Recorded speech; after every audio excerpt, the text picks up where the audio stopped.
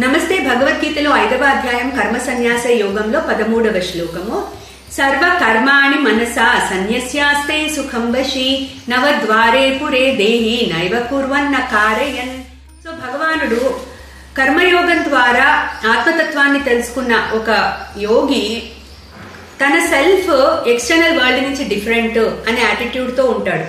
అటువంటి యోగి సమస్త కర్మలని కూడా మానసికంగా త్యజించేస్తాడు. సో దేనికి కూడా నేను చేస్తున్నాను అనే ఫీలింగ్ అతనికి ఉండదు. సో అటువంటి ఆ రకంగా మానసికంగా కర్మలని త్యజించి, సో అసలైన కర్మ సన్యాసం అంటే అది.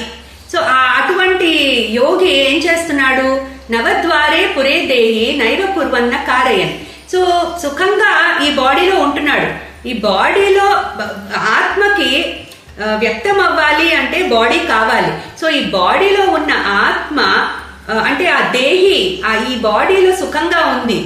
ఎందుకు బాడీలో సుఖంగా ఉందని ఎందుకు చెప్తున్నాడు? బాడీ నుంచి మనకి ఇంద్రియాల ద్వారా అట్లాగే ఇతర స్పేసెస్ నుంచి నవద్వారే 9 రంధ్రాలు ఉంటాయని చెప్తున్నారు ఈ బాడీకి.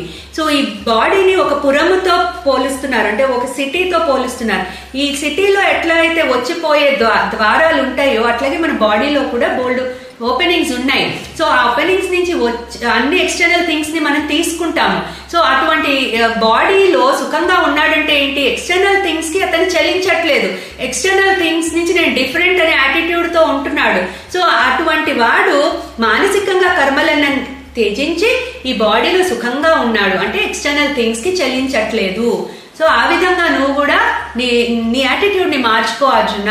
మానసికంగా అన్ని కర్మలని త్యజించు. అదే నిజమైన కర్మ సన్యాసం అంటే, కర్మలు చేయకపోవడం కాదు అని చెప్పే ప్రయత్నం చేస్తున్నారు భగవానుడు. క్లీం కృష్ణాయ నమః.